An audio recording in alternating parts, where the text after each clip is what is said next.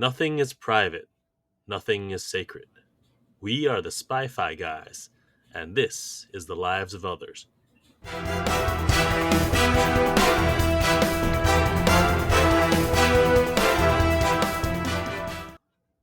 Welcome to the Spy-Fi guys, where we cover spy facts, spy fiction, and everything in between. I'm Christian. And I'm Zach. And today we have The Lives of Others, our first German language movie, although I guess technically parts of the very beginning of Valkyrie was in German, but not the entirety of it. Yes, that's correct. So normally we jump back and forth between movies that are based on a true story and movies that are completely fictional. This time we're making an exception. The Lives of Others is not based on a true story directly. However, It's so serious and dark and so different from what we normally do for our fictional movies that we're making an exception this time. Yep. So yes, this movie came out in 2006 and it won an Oscar for Best Foreign Language Feature. Huh, I didn't know that. Okay, interesting. Now, had you seen this before? I had, yes. Okay. And I remember thinking it was overrated at the time. I heard it was like amazing, and I did not feel that way. How I felt the second time around, well, you're going to have to listen till the end to find out. With that, shall we go into our haikus and whatnot? Yeah, so as always, I have brought a poetry synopsis of the movie before we get to the actual one. And here is the haiku. Wiretapped writer. Sympathy costs career. Thank you, HGW. All right, I like it. All right, and then here is the limerick poetry synopsis. There once was a man from the Stasi who got a new job from his bossy. Krista's true to her love, but when push came to shove, there are lines you don't want to crossy. No. Oh, wow. Just a little levity before we get into the very serious movie. Fair enough. And then here is the real IMDb plot summary. In 1984 East Berlin, an agent of the secret police conducting surveillance on a writer and his lover finds himself becoming increasingly absorbed by their lives. Alrighty. And I do think it's interesting that the movie takes place in 1984, right? Like the George Orwell book. Yeah, I was thinking about that, yeah. So, yeah, we've got like a couple of title cards here. First one says 1984, East Berlin. Glasnost is nowhere in sight. The population of the GDR, which stands for what? The German Democratic Republic. That's what I figured out at the very end. Oh, that's what that means. Yeah. The population of the GDR is kept under strict control by the Stasi, the East German secret police. Mm-hmm. Its force of 100,000 employees and 200,000 informers safeguards the dictatorship of the proletariat. Mm-hmm. Its declared goal to know everything. So, first, before we get into the movie, let's think about those numbers. 100,000 people. That's, okay, here's a reference we'll both get, I think. Uh-huh. That is the size, the capacity of the Big House Stadium in Michigan is 107 people. So imagine that place filled to the brim, and that's the entire workforce. Yeah, it's definitely quite mind-boggling to think about it. I thought it was in this movie where it said something like a quarter or a third of the entire population were police informers. But that is not the case. That in this movie. Okay. Well, it wasn't said in this movie, so I don't know where it came from, and that statistic could be completely wrong. So I've always been curious about the idea of living in a place like this, where someone's always listening to you, and unlike your iPhone, they actually have malicious intent behind it. And you actually could get in trouble for what you say. And I was hoping the movie would capture that feeling. I don't feel like it did, but it definitely sets that away. And then the other number, 200,000 informers. So the only thing that I've been at where there's close to 200,000 people is I've worked a convention called CES, the Consumer Electronics Show, which is in Vegas, that had attendance of 182,000 people. And on top of that, that which is basically takes up all of Vegas, and just the amount of people there is ridiculous. So that many people as informers, just as a terms of scale, is crazy. Yeah, not to mention you have to keep track of them all and write down what they have to say and figure out. You have a very good bureaucracy for that. Yeah, that's communism for you. All right, so we start with an interrogation in November of 1984. There's a guy who's brought into the temporary detention center. Let me get let's enunciate there. He gets Mhm. interrogated. Apparently, his neighbor fled to the west, and they think he had help, but the guy denies it. So this takes place in Hochenschenhausen, which is Yeah, better known as the Stasi prison, and you can go and visit it in East Berlin, which I did in or well, 2020. former East Berlin. Well, the east part of Berlin, then, if you Yeah, want to there get you go. technical. Yeah. And I went to a room very much like this, and I remember they told us about how they would make people sit on their hands, just like they do in the movie. Interesting. So, all right. So we flash forward sort of to an intercut of the interrogator, whose name is Hauptmann Gerd Weisler. I think it's Weissler. Yeah. Weisler, thank you. Teaching a class and using the recording as a training at the Stasi College. Hmm. And so we cut back to the interrogation. The man has been sleep deprived.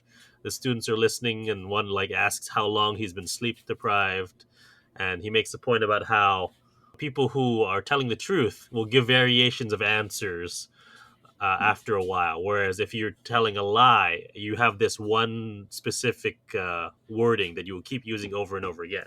Interesting. And Right? I wonder how true it is. Well, Christian, have you read those books as like How to Spot a Liar that they sell in the Spy Museum? Briefly, I think I flipped through one of those. Yeah. I'm not sure I would want to know, to be honest. Yeah. And also, this part was interesting because there's a part where one of the students says, "I think you're being like too harsh on him or something," Right. and Weisler does He a like little writes down his X. name. Yeah, so I was hoping that would be through like the whole movie of the and they do it a lot, but that Mhm. was a really good way to start. Like one slip up and it's all over. I'd go into a Yeah. gulag or something. He also says that an innocent person will get mad for Ah, being yes. Yep. unjustly accused, whereas like a guilty person will get quiet. But then I'm also kind of like, well, you live in a totalitarian state. Why would you get mad? Like That's a I don't fair know. point. Yeah. It's like yeah, my reaction would be more like I'm screwed, whether I was Mhm. innocent or not. So, but the guy who's being interrogated eventually reveals who helped his neighbor. So it turns out that Weisler, I'm going to go with Weisler, Okay, was sure. correct. Mhm. So Weisler gets invited by his old friend and now superior, Lieutenant Colonel Grubitz, to the theater. And Weisler develops infatuation with the main actress, Krista Marie, who we find out is dating the writer of the play, Georg Dramen. Okay, so Christian, here's my question Yes. for you. Do you think Weisler actually like was in love with Krista? I think he like was taken in by her, but it may not have been necessarily love. Like, yeah, certainly at this part he notices her, but then the whole Yeah. rest of the movie, it doesn't really, it's not Well, sustained. okay, that's why I said infatuated, but not necessarily in a romantic sense, but more of like a fascination with her. Yeah, I could see that. I Yeah. could see that. But yeah, so yeah, Krista Marie, we find out is dating the writer of the play, Georg Dramen, and Weisler is suspicious of Dramen and recommends that he be watched. Mhm. And we cut to go to Colonel Grubitz talking to the party minister Hempf, who uh, is also infatuated with Krista Marie. Did it jump out to you right away that it was happening because this No, minister? No. no, Well, it's no. revealed later, but Yeah, yeah, you're right. Grubitz passes off Weisler's, instincts as his own and saying we should watch him, and he's like, "This is why you're a rising star in the Stasi." Mhm. We find out that Draymond is having a party, and so we cut over to there where it's revealed that his former director, whose name is Jurska, has Western sympathies and is blacklisted, although the party doesn't like to use that word. No, of course not. And yeah, we see here that, yeah, party minister Hempf is definitely into Krista Marie. Hmm. So we have Weisler starting to watch Draymond at first, just watching his comings and goings, but he also organizes a team to install bugs in the house and like sets up a perch inside the attic. Yeah, I didn't realize it was directly above their heads. Yep, yep. Very close. But then I'm like, well, the technology at the time, they can't do wireless, No, really. no. So they probably thought it was darn convenient that they live on the upper floor. Yep. And he also has one of their neighbors catches them, and he like basically he uses both carrot and stick here because he Mm. threatens him, but also says we should send her a present. Well, so what's cool about this part is that as soon as he sees the neighbor, he knows who she is, how Mm-hmm. to leverage her, and just immediately is like, bam. So you can tell that he's done this kind of thing before, or he did his homework before they got there. I like to imagine more that he just Probably both. memorized. Yeah. Yeah. So Draymond goes to visit his old director Drska, and tells him that there's hope for lifting his blacklisting from when he talked to Minister Hempf at the party. There's in that same party, somebody accuses somebody else of being part of the Stasi, but no one else No, seems to not yet. care. That's the Oh, other that's a party. little bit late. There's Yeah. just too many parties. They're always going to And then parties. there's the party. Uh-huh. Oh, right. Yeah. Whistler has his surveillance post set up in the attic, and he's listening as they have a 40th birthday party for Draymond. And at the Mm. party, Jerska's sitting by himself. Here's the party where another guest, Hauser, who is seemingly another writer or one of the in the arts, Right. accuses the director that replaced Jerska of being with the Stasi. So here's where that happens. Yeah, but like nobody else at the party really seems to care. No, Which I thought but was someone interesting. hears about it because Weisler starts to write up his report about what's happening, and we Mm. find that Jerska gave Draymond sheet music for a sonata for a good man. Mm-hmm. Weisler is continuing to write up his report and saying that they opened their gift and presumably they, what was this phrasing? I forget it here. Doesn't they say they presumably they have intercourse Hey, don't give or away something my like that. favorite line. That's like the best part Sorry. of the movie. But yeah, as he's typing up, he gets relieved by Leve, who's the night shift. It does make me wonder, and I didn't look it up for the spy fact versus fiction, is Yeah. when police nowadays survey people, do they write down Mm-hmm. everything they do, or just the things that are pertinent? I think it would probably depend on the person. That's fair. We go back to the Stasi College where Lieutenant Colonel Grubitz has lunch with Weisler, and apparently in his reports, one of the cars that he reported Mm. belonged to Minister Hempf, who was bringing Krista Marie home, and they cannot monitor top officials, so he removed it from the report. And he tells Weisler now nothing written anymore regarding Hempf, just spoken, and that this was all because of Hempf that they're doing Yeah. this. He's trying to knock out a rival. Do you also like the file room that we see at this part here? I don't remember it actually. So yeah, there's just a room with files upon files upon files of all the people in the GDR, Uh-huh. which reminded me of the prisoner with the automatic arm. Yeah. I don't remember that. Well, I remember that from the prisoner. I don't remember that from here. It's very brief, but yes. Okay, all right. Mm. Yeah, I must have been looked away writing notes as that part. Yeah, happened. exactly. But yeah, so Grubitz knows that this is going to be tricky. This could be good for their careers, but to Weisler, it's not for the good of the party, and he's kind of miffed that it's just about taking out a romantic rival. It's Chernobyl all over again. I know that we talked about it before. Have you not seen Chernobyl the show yet? Oh my god, No. it's great. I know. The main point of it is that like this is how the communist system ran. It was all about looking good and being loyal to the guy above you and not making anybody mad. Well, that's like in what's that? The Man Who Saved the World as well. Yeah, it's like that too. Also, I mean, like, Yeah. so communists are supposed to be like against the meritocracy and everyone's the same, but it's But not. it's not. It's basically like how high up in the party you are. Yep. That's what matters, not how smart you are or anything like that. But you also get a scene where Grubitz messes with some junior officers in the cafeteria. This is like the "Do you think I'm funny? You think I'm funny?" from Goodfellas. Yep. Which I think I told you I only recently watched. Yeah, didn't you say you've been watching Scorsese movies, or was that I someone else's was, time? yeah. Oh, okay. Yeah. But yeah, it's exactly like that. Yeah. Did you really think the guy was in trouble at first? The young guy. I was at first no, but just like in Goodfellas, at first no, but then yes, but then it came back around again. Yeah. We actually do you remember we see him later? No. Oh, Okay. is he one of the other people? We'll talk about it. All We'll right. talk about it on Interesting. pause. Yeah. So back at Draymond's apartment, Weisler continues to monitor Draymond and Krista Marie. We see Krista Marie getting picked up on the street by Hempf, Yeah, and she And has her fur hat. It's like her giant fur hat. yep.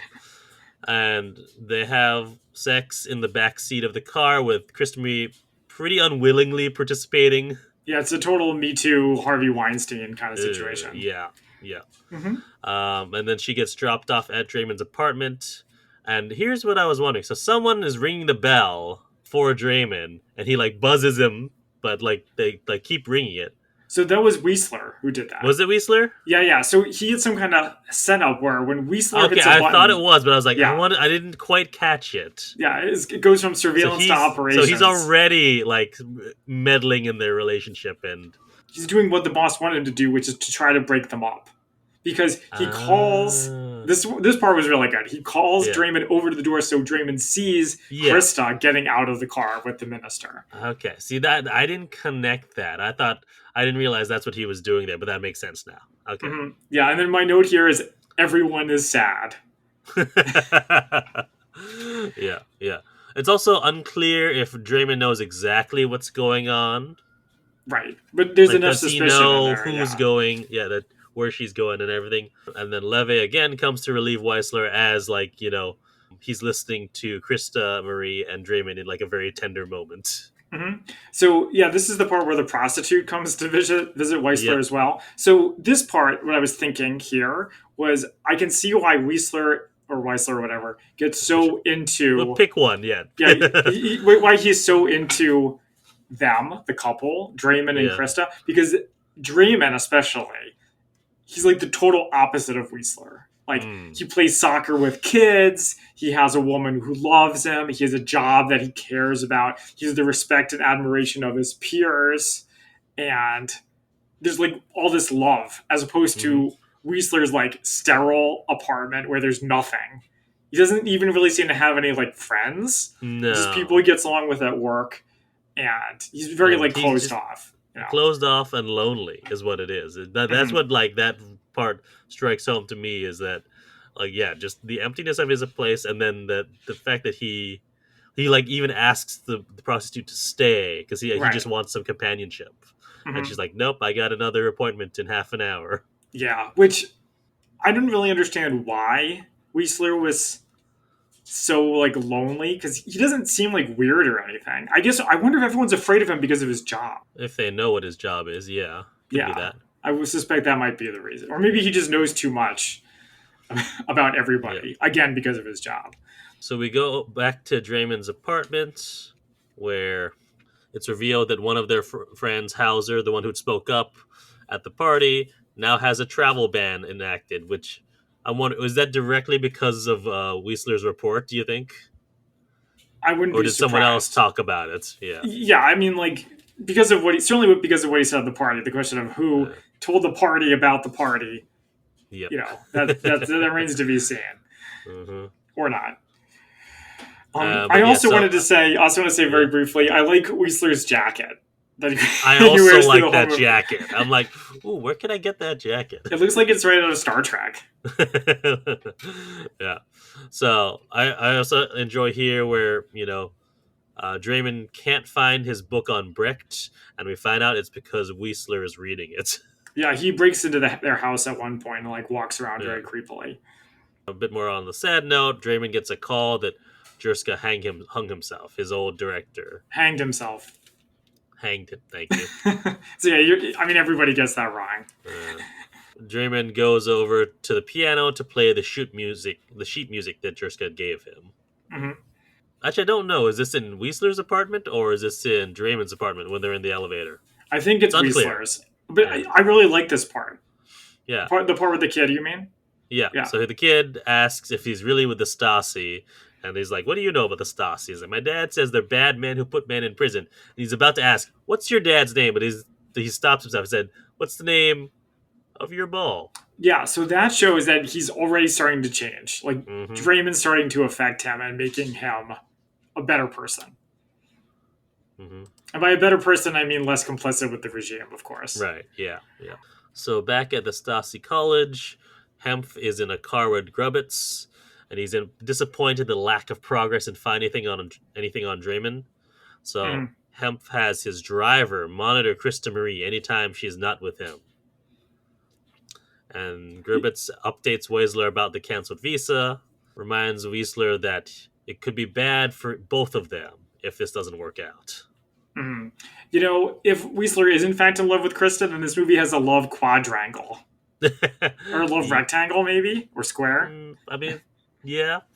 Everyone wants a piece of Krista. Apparently. So back to Draymond's apartment. Draymond is talking to Krista Marie about his fears. He's lost the will to write. And Krista Marie is going to see Hemph, and Draymond, asks her not to go, makes it clear that he knows, and that he also knows about her secret illness. He Yeah, asks he's her like, this not whole to damn system's go. out of order. Yeah. And to have more confidence in herself, she comes back at him saying that they're both stuck in this system and that he gets into bed metaphorically with Hemph as well, Right. if not physically. Yeah. Hmm. And the party decides what they can and can't do, and she doesn't want to end up like Jerska. So I did think it was interesting how the Mm-hmm. movie took the turn of having it be political, because I wasn't Uh-huh. actually expecting that. I thought the way it was going to It's a go. movie set in East Germany. How would it not be political? Well, because I thought it was going to be more about the relationship between the three characters, Uh, and Weisler getting too involved in their like ordinary lives, not like political uh, activist lives. But okay. it All didn't right. All turn right. out that way. Yeah. But yeah. So as just like Weisler, or just like us, Weisler is getting drawn into the drama. Right. But like right at a real, pivotal moment, he gets interrupted again by Leve trying to relieve him. Yeah, he's like, oh, this is the best part. So my note about here is they go drinking again, and said to myself, why do they keep drinking vodka? They're Germans, not Eh. Russians. Eh, Well, anyways, but more importantly, so Weisler goes to the bar nearby to drink some vodka, right. and Krista Marie comes in. And he Mhm. goes up to actually talk to her, which is like probably rule number one: never, talk to the person you're surveilling. Certainly, he's not supposed to be there in the first place. Yeah, He's totally acting out of line, and I also like how he fanboys over her. yeah. Some things don't He, change. he says that he saw her on stage, and that a lot of people love her, which is very true. Right. But that she's more herself when she's on the stage, and he tries to convince her not to go without letting on that he knows. Mhm. Back in Draymond's apartment, the next day, Weisler reads Leve's report when he arrives, and it's revealed that Krista Marie came back after talking with Weisler, and they reconciled. So I'm wondering, is They that being yeah? Krista Marie and Draymond. Which makes you wonder, is that good for Weisler or not? It's certainly not good for his career. It's not good for his career, but I think I don't think it's necessarily romantic interest. I think it's just a fascination with them because he's getting so drawn into their lives that he wants them to be happy as a couple. Hmm. Yeah. Yeah. So we're at a graveyard, and Draymond goes to Jerska's funeral, and we hear this sort of speech about suicides in East Germany, and it's as a voiceover, and it's apparently an article that Jerska's not Jerska, that Draymond's writing. How could Jerska write it? He's dead. Right. So he goes over to Hauser's apartment. Hauser's the guy who got what you call, who had the travel ban on him, Mhm. but Hauser is suspicious that it's bugged. He turns up a record player with music real loud to try to, you know, drown out what they're saying. So this was like, yeah, Yeah, I was like, this is what I was expecting the movie to be. It was like everyone always on constant guard. surveillance. Yeah, like Yeah. all the time and aware of it too. Uh, but yeah, so they say, okay, why don't we go over to Draymond's place? But instead they go out to a park where Hauser shows, or Draymond shows Hauser the article as they're walking around. We find out apparently Krista Maria doesn't know about it. Hauser Mm. likes the idea of this article, but it needs to be published anonymous.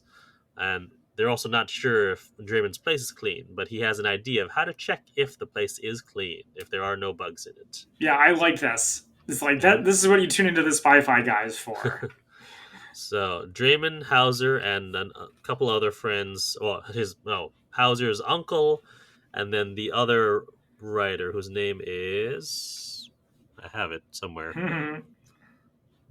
Well, other guy who will once I get to him in my notes later, we'll find out his name. Are discussing a potential defection, including about hiding someone under seat cushions.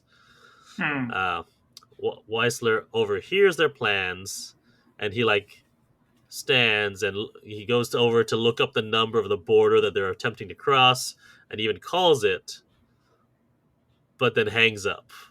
Yes, so close, and now he's And this, complicit. and Well, he he goes more decides complicit too. he's like, just this once, my friend, is what he said. Yo, stop stealing all my favorite lines. Funny thing is, I don't even have them written down in here. I'm just I just remember them because they're Wow, good very lines. nice. Yeah. When did you watch the movie? uh, Earlier today. I watched it over the weekend, yeah. So I Uh, needed to write that stuff down. yeah, So yeah. I guess this makes me wonder. I guess trying to leave via the wall Uh-huh. isn't always a death sentence, like immediately. I mean, Well, I mean, if obviously, you have papers to get you across, yes. yeah, but I think the idea was if they were being wiretapped, Yeah. then the wiretapper would inform the border police and then it would stop them. But then it's like, I guess the consequences aren't that bad if they're willing to do I it. don't know. I mean, I guess. Well, here's the thing, though. I don't know if they were actually. What I think is they weren't actually sneaking anyone across. Oh, they were just going to, oh, so it was They like were going to just search the car, it was going to be empty. exactly Oh, that's smart too. because who else would it like? It was they had the two of them in there Yeah, why put anybody at already. risk if you don't have to? That's a Yeah, good point. yeah. So I think that's what their plan was. So Okay. and then Weisler listens as Draymond gets a call from Hauser saying the plan worked and that they got across the border with no security search. So that's what they were really trying to tempt is any Yeah. security search rather than actually sneaking someone across. Is Hmm. how I interpreted that. The cover for them is that Hauser and Draymond and the other guy whose name I have later on are all Yeah. writing a play together. And Weisler decides he's going to omit all of this from his report Hmm. because he doesn't want to show that he's complicit. Yes. And then the very next day, Weisler comes in and Leve has him listen as like they're discussing the suicide numbers as part of the article. And as he hears that Hauser was there, he realizes that Hauser didn't actually go to the west, Hmm.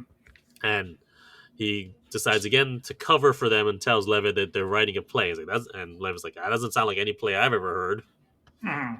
Is this the part where they get the untraceable typewriter as well? Yes, yes. So, well, before that, Krista comes in and they keep up that cover that they're writing a play so that she's not involved. Yeah. But yes, and they give Draymond a new typewriter because the Stasi could identify any other typewriter by their typeface, but this is one is type that no one in East Germany has. Yeah. Isn't it red type as well? Well, no, it's they only could only find red ink ribbons for this Oh, for typewriter. this kind of So typewriter. that's I see. I yeah. see. Okay. And here's the clip that I'd seen before, but I didn't realize it was from this movie. I'd seen it in the Spy Museum in their License to Thrill gallery. Yep, I saw it there too. Yeah, where the writers pop some champagne and the cork hits one of the bugs. He hears it in his earphones. Yeah, Whistler has like a reaction. I didn't. Did it Yeah, hit one of the bugs, or was it just a sudden loud noise that he wasn't I think it hit expecting? one of the bugs because it hit like right near the light switch. Oh, okay, okay. Yeah. Mm, Back at Stasi HQ, Weisler goes to see Grubitz. He is mm, reading an analysis of the artists and that someone at the college had written as mm, like a doctoral thesis or something to that effect. And he's mm. telling Grubitz all about it. He's like analyzing Draymond with that with like the 5 different types of artists. They don't really break down what they are. They just say that Draymond is type 4. Yeah, and it's certain types of personalities. Though I feel like it wouldn't just be artists; it would be everyone would have one of those five types Right. of Right. personalities. And Draymond has his report with him about what they're doing, and he's Mm, deciding what to do with it as Grubitz is talking. He decides that he's going to tell Grubitz that they don't need to run the surveillance day and night shifts anymore with such a uncertain case is what he calls it, but they mm. just need to be more flexible. So he doesn't want Leve on it anymore. He wants to run the thing full time. Yeah, it's kind of like in fictional. I guess this is a fictional movie too, where the bad guy who's turning sides is like, "I'll handle it myself. Report directly to Yeah. me." So Draymond at his apartment continues to workshop the article while Weisler continues to report that they are working on a play. So he like alters the report, saying, they're struggling with writing this and this. Yeah, he's getting more involved. And Krista Marie goes to the dentist, and Hemp's driver is watching for her. Mm-hmm. And in bed later, Draymond tries to tell Krista Marie what they're really writing, but she says she doesn't need to know. Right. And here's where we get some more spy stuff, where Draymond hands off the article to someone to carry it across the border in the hidden pocket of a suitcase, which I liked. Like it's Yeah. the false bottom of the suitcase. You get some spy gadgets, not just the typewriter itself. Yeah. And then later, Draymond and Krista Marie are watching TV when the article is reported on like the state TV. Yeah, so it made it out and it embarrassed the GDR. Mm-hmm. And someone's heads are going to roll somewhere. Speaking of, Grubbitz is on the phone with a very angry party official. I presume this is Hemp, but I couldn't actually pick out from the voice if it was or wasn't. Yeah, somebody. But Grubbitz is trying to tell him that they have a copy of the original so they can identify the typeface, and then that'll help them determine who wrote it. So yeah, did you like this nerdy typeface expert? I did like this guy. I mean, yeah, because I have some friends who are like very into fonts, so I'm like, this would be if we had lived in this world, those would be my friends. So I also liked how the guy can handle the tough questions. Mm-hmm. He was like, bam, ready to go. He really knows his typefaces. He may have been nerdy, but he was very knowledgeable about what I guess which makes sense. And then they're like, okay, get out of here. And he just walks away. Yeah. But yeah, so he like immediately knows like all the three suspects who are all actually the three people who are actually involved. He knows exactly what kind of typewriters they use or how they use it. Like one says, like writes everything by hand first and then types it up. Yeah, and he's like, this guy writes and he uses a blah blah blah kind of typewriter with blah blah blah kind of thing, and etc. Yeah. Mm-hmm. But yeah, none of the suspects use this kind of typewriter that was written on, and there are none registered in the GDR. Mm-hmm. And Grubitz asks how big it is, and it says, gives the measurement. So it would be about is as easy to smuggle into the GDR as a book. Yeah. So then Grubitz has an idea, and he has his secretary contact Weiss. Yeah, and there's a cool spy moment here where Weisler almost gets caught in a lie. Mm-hmm. He mentions the article, and then the boss is like, well, how'd you know about the article? And he makes up that, they like talked about it. Yeah. Talked about it on the phone, yeah. Mm-hmm. But he's getting more and more pulled in. Yeah. Right. I think he also has to cover that, like, the editor for the newspaper, Der Spiegel, was at the apartment. Yeah. So he's totally complicit now. And I was like, ooh, this is interesting. Like, what's going to happen? But Grubitz senses that a writer is behind all of this, so he tells Weisler to keep his ears open. Mm-hmm. Eyes and ears, yeah. So back at Stasi HQ, Grubitz gets into a car with Hempf. He tells Grubitz where Krista Marie gets her illegal medicine for her illness, which is from the dentist. So basically he's turning her in. Yep, and Hempf tells Grubitz that he never wants to see her on a German stage again. So why do you think he's going after her? Just because she she rejected him, but it was like half an hour ago. yeah. And I forgot about that. Stopped making her regular, booty calls. Rendezvous. Yeah. Well, I liked it because it's like he doesn't forget. He's like a powerful enemy who can be patient, and he can wait half the movie to get his revenge, or a quarter of the movie. Sure. Anyway, so Krista Marie is at the dentist again, and as she's there getting her medicine, so here's my question. What do you think her illness was? So I suspected that it was antidepressants because she lives in a communist society. But they never actually said it, right? That would make sense, actually, yeah. Mm-hmm. Yeah. And I mean, because if it was like a normal illness, like why couldn't she just get normal medication for it, right? Yeah. Mm-hmm. But yeah, so she's taken by the Stasi from the dentist's office, and she's brought to Grubitz to be interrogated. And she tries to bargain her way out. She says, she could find a lot on artists, but that doesn't work for her.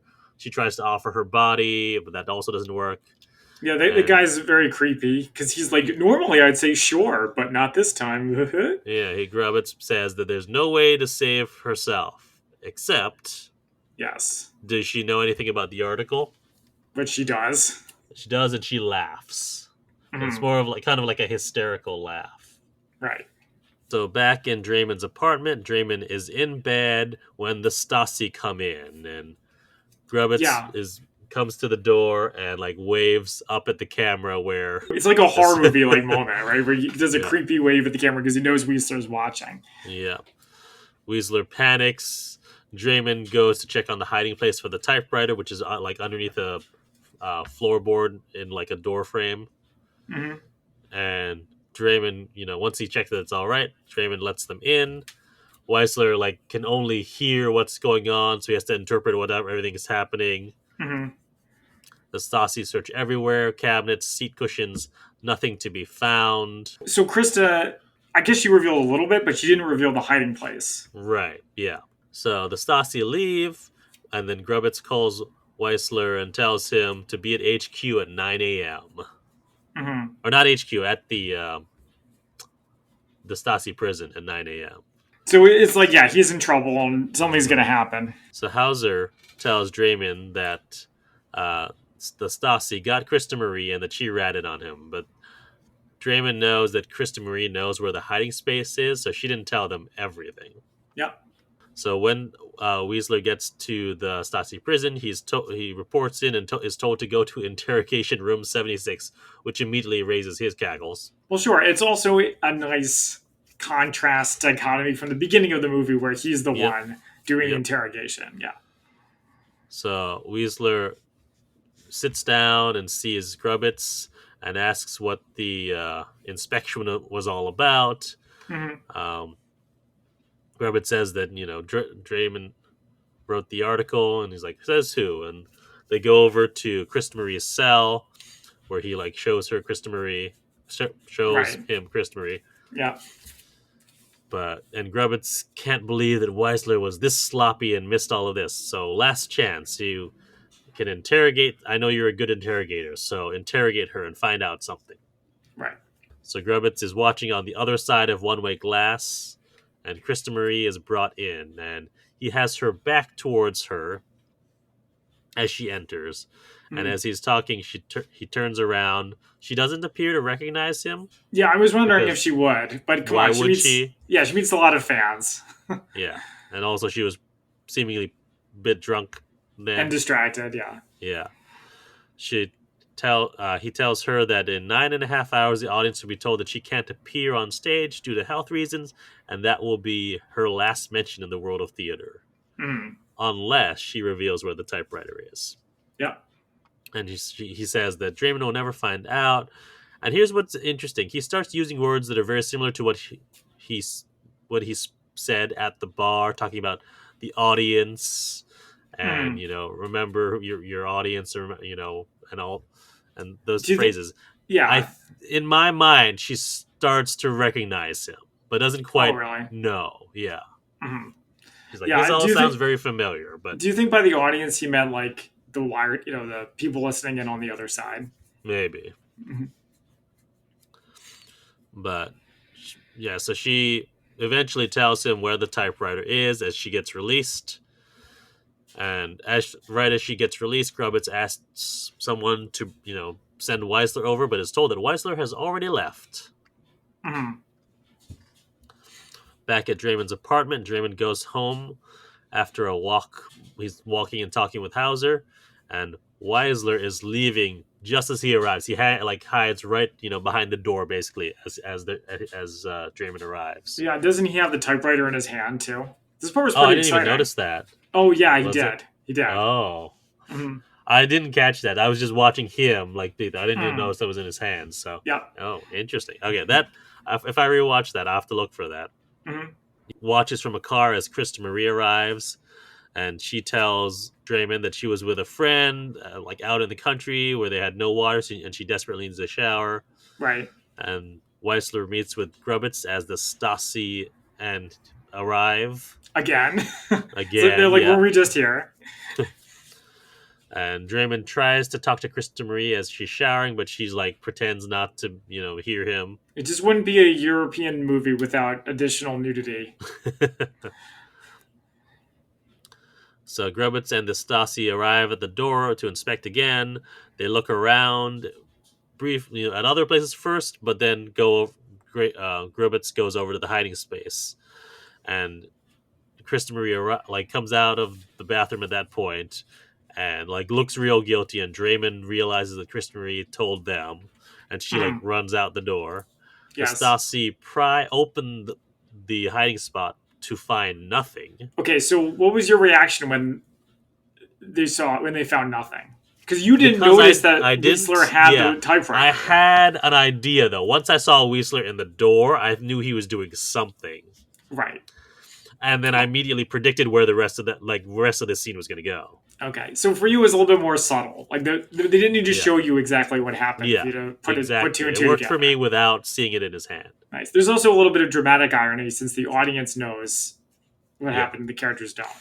yeah, and yeah. So, but not knowing that the typewriter was not in the hiding space, Krista Marie, runs out the door and throws herself in front of a truck to Yeah. commit So this suicide. happened in a movie called The Debt, which is a Oh yeah, fictional that's version of Operation Finale, which is a movie is that it we covered. really?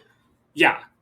It's I like the did not know. same story, except Really, because that one's got some other people in it, right? Helen Mirren.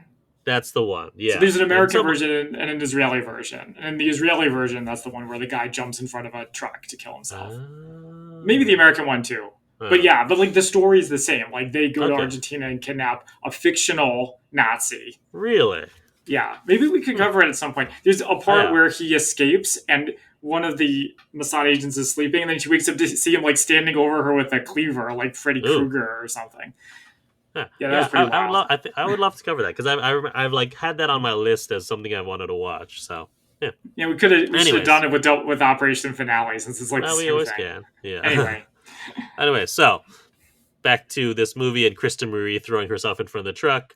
So Weisler goes over to her and she's like, "I was too weak. I couldn't, do what needed to be done." And he's like, "But you didn't need to do anything. Nothing." He's about to say, "I moved the," and then he trails off as Draymond arrives and Krista Marie dies in his arms.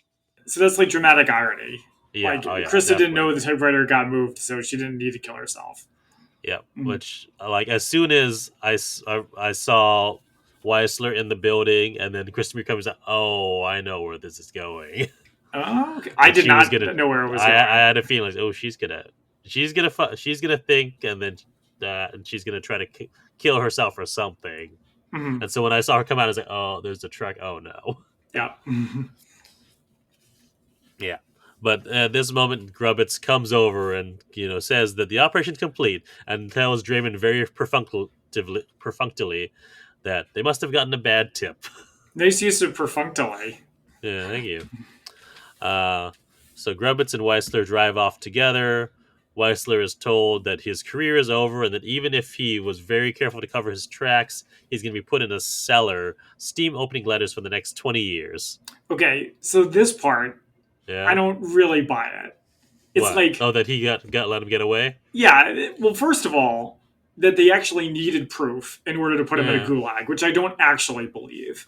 And then Yeah. second, there's enough circumstantial evidence that in a totalitarian society like this one, it's enough to put him away. Because who else could have known about the typewriter and got there in time to do it? He's just so No. obvious. Like the Yeah. interrogation runs and he sprints out the door, races over to the apartment, and that come on, the My Stasi read aren't of dumb. this is that it's because they basically came up in the Stasi together, and he was giving his friend this last out as a way of avoiding the gulag, Uh but huh. still will be shoved in a broom closet for the next 20 years. Oh, so there is a little bit of loyalty to his friend. I think Okay. so. I think that's what they because he yeah.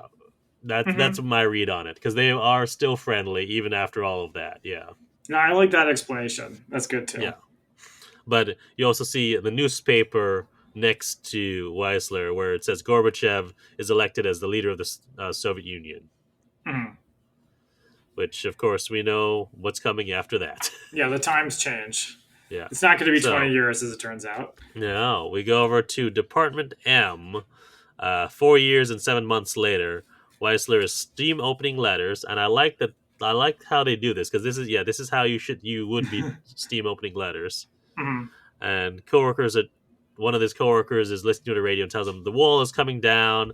They listen on the radio, and like after he hears the announcement, Weisler gets up and leaves, and so do his coworkers. So one of these coworkers is Mr. Funny Man from before. That's Yes. funny.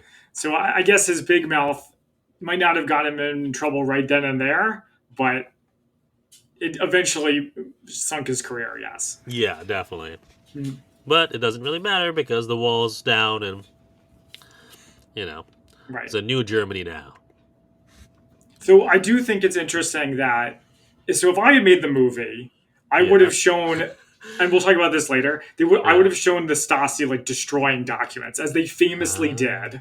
Okay, I didn't know about that. So I think it's in the Spy Museum. We can look into it later, but they famously were like trying to destroy documents, but there's like millions of documents. There's no way they could have done it all. But that was happening like while the wall was coming down. Right, but I think was collapsing. For this story, though, we're not focused really on the Stasi. We're focused on Weisler, really, right, and what's happening with him. Yeah, and of course, it's informative that he doesn't get in on that. Yeah. Even though he works for the Stasi, right? Well, but he works for it in the least sense now because he's literally just been steam opening letters for the last 4 years. After betraying them, yeah. Yeah. So we go to 2 years later, back at that same theater where Draymond is watching the play, which is the same play from the very beginning, and which Krista Marie had starred in. Mm-hmm.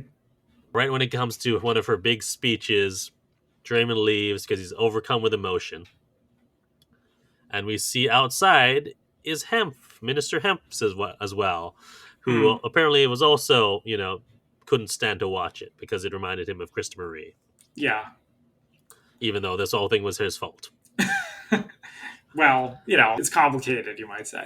We find out that Draymond actually hasn't written anything since the wall fell because, what is there to write in this new Germany? Yes. I thought this was interesting. Mm-hmm. Because that he knew when he had all the inspiration to write when he was, trying to rail against the regime, but now that there is no regime, what does he write about?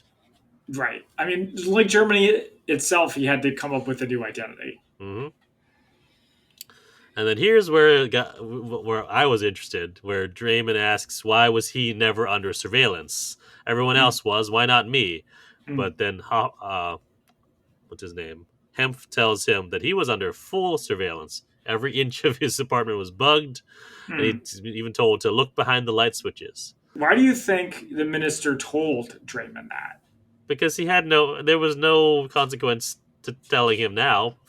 I also thought it was like to lord it over him a little bit. To show off that he knew something about Draymond that Draymond didn't. Mm-hmm. Yeah. I'm also kind of amazed that he's still living in the same place. I mean, if you have a place, especially in East Germany, apartments are expensive. Yeah, and hard to come by. Also, was it here? There was some point where I saw like the only glimpse of a Trabant. Surprisingly, I was just thinking about a Trabant as well. Like it's either here or in the very next scene where we see a Trabant like on the road. It's like, hey, a Trabby. Nice. But yeah, back at his apartment, he like looks around. He looks behind the light switches and finds like all of the wires, and he's like pulling them up to see where they go. And there's just all this, Vax complexity of wires all pulled out. I feel like if this were a different movie, then he would be doing this like while they're still surveying him, and then it would lead to a cross-country manhunt with helicopters and stuff. But yeah, so he later goes to the research site and memorial for the Stasi, I assume. Well, that's what this is what the caption, like the translation says for the sign: research site and memorial. Maybe it's to all the people Stasi killed. Maybe. Well, not memorial is not for the Stasi, but research site for the Stasi. It might be. It might have been put up by the Soviet authorities, and then we just left it there.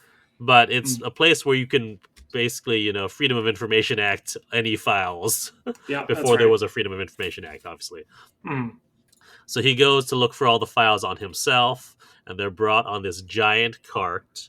And Draymond starts reading Operation Laszlo, and it's like all of the surveillance on him. So it's like the first lines, which is what we see Weisler typing up about how they open the presents and presumably have intercourse.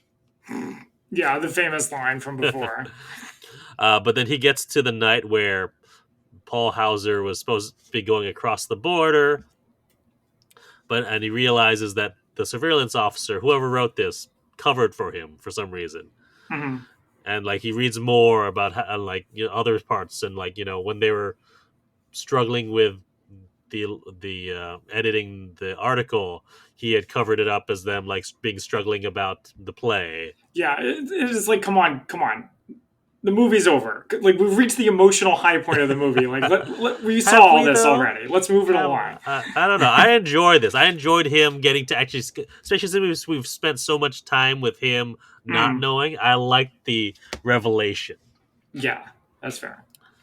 But I also like that he starts to look for all the initials, and he sees HGWXX7, and he goes over to one of the clerks, is like, "Who is this?" And before he does that, he also sees Krista Marie's signed like confession letter and agreement to become an informant, Mm-hmm. and like looks at the timeline. Is like, wait, how would she be able to move the typewriter? Because she wasn't home yet. Exactly. And then he also sees the note about HGW XX7's promotion ban. So he goes over to the clerk to find out who HGW was, and finds Weisler's information. Mm-hmm. So he goes over to drive to the neighborhood where Weisler now works as a postman. He like gets out of his car, and it looks like he's about to walk up to him, but he decides against it. So this was very cool. Yeah. What did you think about it? I wasn't necessarily disappointed. I liked the moment. I was like, but I kind of wanted him to actually say it, but I understand why he did. So it was a good moment. It was probably be very difficult for him because there's a lot of memories there. But I also, maybe this is me kind of overdoing it like I normally do. But I also was wondering if there was like a subtext to this, because in the book that we're going to talk about a little bit later in Spy Fact versus Fiction, called Stasi Land, they talk about how when the Soviet Union fell and Germany was reintegrated, in the words of Malcolm Reynolds, they're all just folk now. Yep. Nobody went to prison. None of the former Stasi people like went to prison or were killed or anything like that. And then, let alone 200,000 informants, were they all going to get punished? No. So then suddenly you have victims and victimizers. They all need to learn to live together in the new Germany, and they have to be able to put the past behind them if they're going to move forward. So I wondered if the relationship between these two people is like the country in microcosm.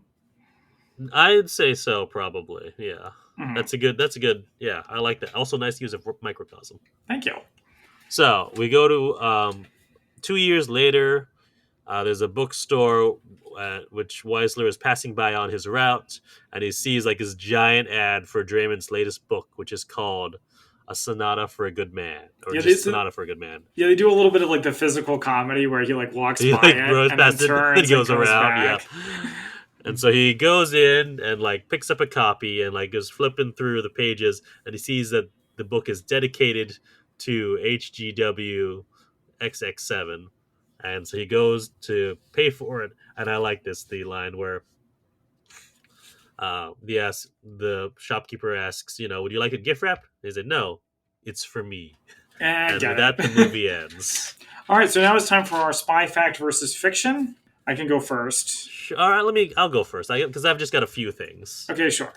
So this is one thing that stood out to me in the opening text, where it says, Glasnost is nowhere to be found. I feel like or was it Perestroika? One of the two. I think it was Glasnost. It was Glasnost, yeah. But I feel like we've talked about it before, but this is from a Time article, actually about, it's from a Time article about the death of Mikhail Gorbachev, actually, who apparently died, last year in August, and so Mhm. they're talking about, all right, yes, he was famous for these, but what do they actually mean? So glasnost means openness, particularly openness of information, and perestroika means restructuring, specifically of the communist economy and political system. The terms went hand in hand because together the reforms they described would make the Soviet Union more democratic and incorporate some features of capitalism to revitalize the economy. Yeah, it's basically liberalizing the economy. Yeah, yeah. So that's what one of the things I have, and the other thing I have, which I don't know if you caught this, when they're Mm. going in to install all the bugs, what so they don't they pick the lock, but they use what's called a gun, Oh also known as a yeah. lock pick gun or a pick gun or an electric lock pick. That's from Mm. Wikipedia. It's a tool that can be used to open a pin tumbler lock without using a key. A thin steel blade, similar in shape to a lockpick, is inserted into the lock, and the snap gun briefly fires the blade against all of the pins simultaneously, momentarily freeing the cylinder and enabling it to be turned using a tension wrench.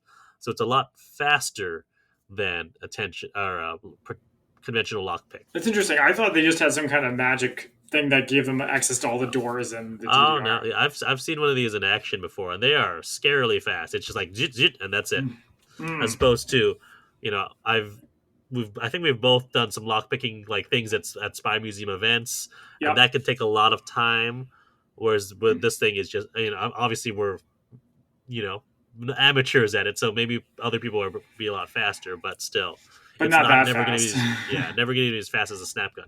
But I did note that when Weisler goes into the attic, he uses traditional picks Hmm. as Yeah, probably opposed to the because snap it's gun.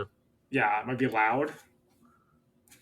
Yeah, Just a but no, thought. it's at the same time where they're setting up everything. It's not like, you Yeah. know, I don't. So I'm not sure why at one they use one and the other use the other. But I also Hmm. like that a lot of times when they show lockpicking in movies, they will just have the pick. They won't have the tension wrench as well. But he Uh-huh. actually showed both. I was like, okay, kudos. Nice. Yeah. Nice.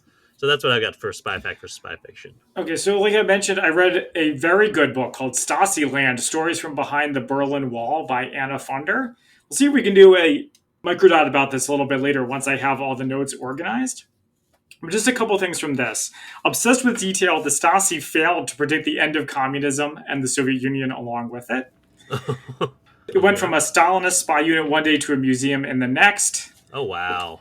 And in its 40 years, what they called the Firm generated the equivalent of all records in German history since the Middle Ages. Wow. Placed end to end, the files the Stasi kept on their countrymen and women would form a line 180 kilometers long. Damn. Okay. And in American, that's really long. I didn't look it up. And I think this isn't in the book, but a lot of the files is exactly what our hero wrote, hmm which is just people doing normal stuff. So we'll Yeah. do one story about a woman named Miriam, who she says that she officially became an enemy of the state at 16. Oh. Her and a friend of hers named Ursula made leaflets that are protesting the regime and stuck them up Uh huh. around town one night. They wore gloves as not to leave fingerprints, went all over town, and they would have gotten away with that, except that they went one step too far when they went to a building where some of their classmates lived and put leaflets in the litter boxes of two boys they knew. And one of those boys' parents called the police. So wait up. You're telling me that they would have gotten away with it if it weren't for those meddling kids? Or more like the meddling parents. Well, yeah, but the kids. Yeah, I mean, come on. You said they Yeah, would have gotten away. I was like, I have to complete this sign. yeah. There you go. I mean, that was Uh, Miriam's theory, at least. yeah. So, after being arrested, they were in solitary confinement for a month. No Oh, visits from their parents or lawyers, books, yikes! no newspapers, or even a phone call. Ooh, And they had the classic prisoner's dilemma of from course. from the Stasi, where one would be told the other one had betrayed them, and Miriam said, "Eventually, they break you just like fiction." They used the old Hmm. trick and told each of us the other had admitted, so we might as well too. Yeah. And then when they were let out to admit their trials, Miriam thought there's no way she's going back to the Stasi prison. Got on a train for Berlin to go over the wall. Oh, when she got Okay. out. Well, we'll see. So that's where the story continued. So she tried to use a stepladder to scale one of the borders on Earth, and she said, "I Oh. still have scars on my hands from climbing the barbed wire," but you Ooh. couldn't see them so well 30 years later when she was hmm being interviewed. There was a part where she hopped over a fence and came face to face with an attack dog. Oh, geez. She said, I don't know why it didn't attack me. I don't know how dogs see, but maybe it had been trained to attack moving targets, and maybe it Huh. thought it was another dog. So when she got to the wall, she said the railing was really only so high. All I had to do was get under it. I had been so Huh. very careful and so very slow. You only had 4 more steps, just run. But then she encountered a tripwire. She didn't Ooh. see it. Sirens went off wailing. There were Oh, searchlights to no. find her, and the Easter guards took her away. She said, Oh. I think they probably demoted that dog, poor thing. Either that or shot him. But Oh. the main point of the questioning night after night was to extract the names of the underground escape organizations that helped her. How did she know how to get there? She had never been to Berlin before. Who taught her how to deal with barbed wire? And most insistently, who told her how to get past the dogs? Quote, they just could not fathom how I got past that dog, she says. So I know this isn't exactly related to the lives of others, but But I mean, it's a it's little bit of a talking about the preview. whole Yeah. experience of East Germany. Yeah. Yes, exactly. Of course, a couple more quotes. Everyone suspected everyone else, and the mistrust that spread was the foundation of social existence. Yeah.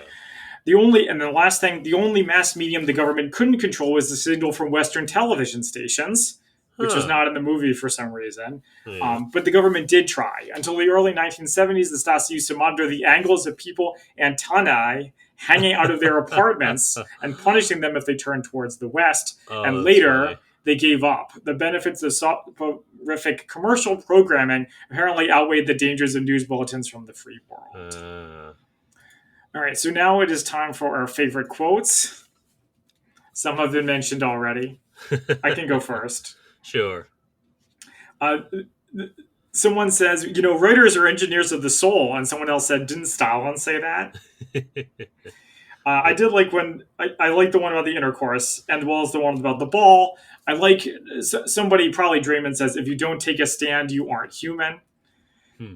I also thought there was a cool line where his friend says, we have a lot to gain from this love story, or a lot to lose. Mhm. Yeah, justice wants my friend, like we mentioned. And then finally, towards the end, the minister says, life was good in our little republic, Hmm. which is like, ooh, so creepy. I liked it. So I've got two. One, you kind of touched on it, but here's the whole quote. It says, an innocent prisoner will become more angry by the hour due to the injustice served. He will shout and rage. A guilty prisoner becomes more calm and quiet, or he cries. He knows he's there for a reason. The best way to establish guilt or innocence is nonstop interrogation. Hmm. Yeah, well, that was certainly the Stasi's method. Yeah, that was their motto. But the other one I liked is that after the first time that they search his house and like rip up his pillows and stuff like that, he says, "In the unlikely event that damage has occurred, you may claim compensation." Yeah, it's like he's really going to get compensation for that. I mean, like, Yeah, I feel like he'd probably, if you haven't been to a gulag yet, something would happen if he get asked for yeah, compensation. yeah, yeah. But that's what I've got. Okay, so now it's time for our ratings on a scale of 1 to 10 martinis, 1 being Avengers 1998, and 10 being Mission Impossible Ghost Protocol, or better. How would we rate the lives of others? All right. Do you want to go first, Zach? Sure. So, I have mixed feelings. All I right. was very interested in a movie about life in a surveillance state. Mm-hmm. The performances were really good, and the story was interesting. It didn't quite reach the level that I was hoping, All right. and I can't articulate it very well. Where I was kind of hoping I would go with that, it was Yeah. kind of slow because it is a foreign movie, but the twists and the turns, Hey, not all foreign movies are slow. Look at RRR. RR is really long. It's but not slow but you're though. right, it's not slow. Yeah, the relationship between the characters was really interesting, and the way it all shook out. So I do think that I can see why people like it as much as they do, even if it totally didn't work for me. So I'm going to give it a 7.5. All right. Interesting. Interesting. Maybe it's because it's my first time watching it, and I knew it was supposed to be kind of long and depressing, which I mean it is both those things, but it didn't necessarily feel that way. Hmm. And I was engaged in it. It's an interesting sort of. It's also talking in a way about. I'm wondering if and maybe it's just because of the manner that I was watching it in, because I was watching it and also typing notes on it, and I was like, "Wow, this is of a meta level of, Weisler is watching or listening to these people and typing his notes on them as I'm doing that as well. And there's like, Uh-huh. just a real meta experience there. And like there was also more humor in there than I was expecting. So like there was moments of levity amongst all of it. And for me, just that like I having no experience in being in the surveillance state other than the world that we live in now, which is Hmm. not necessarily a real comparison. I thought it sort of for me it captured that feeling of just constant surveillance, and also just the like. Actually, the moment that got me about like was what as well was the moment in the cafeteria where Grubitz is like, one bad word about the party leader, and he was about like he scared that junior officer that it would ruin his entire career. So that like that feeling of one wrong word against the party, the tension was there. So I appreciated that, and so it worked for me a lot more and I liked it a lot more than I thought I would. So I'm gonna Hmm. 8.5 martinis out of 10. Yeah, I didn't think it was that depressing. We've seen more depressing movies. No, It's not like it it ended. wasn't. Yeah, It's not like it ended with everyone in prison or no, dead it or actually something like ended on that, a right? hopeful note. So I was like, but like just due to the nature of it and what I'd heard about it, I thought it was gonna be just sort of endlessly depressing, and it wasn't. So I was glad for that. Yeah, well, I'm glad that you really liked it. Yeah. It was. I don't know if I'd watch it again, or at least not in a long time. But I did enjoy it. Yeah, Very good. it's not necessarily it doesn't have rewatchability, but yeah. That's fair. So what this movie also did remind me of. So there's a great, and I know we always talk about the Spy Museum here because we love the Spy Museum, but Hmm. in the current Spy Museum, there's a great section on East Berlin where you actually, it's set behind a section of the actual Berlin Wall, which is really cool. But they have a Stasi headquarters, which has a bunch of files. It talks about, I think his name is Marcus Wolf, who's the head of the Stasi. Hmm. But they also have an interrogation room. And now I kind of want to go in there to see, does it bear any resemblance to the rooms that they have there? But they have this great interactive activity where you can sort of, well, actually, they have a couple of ones there. One where you sort of are watching a video screen and you're just trying to sort of catch all of the different tells that people might have if they're lying.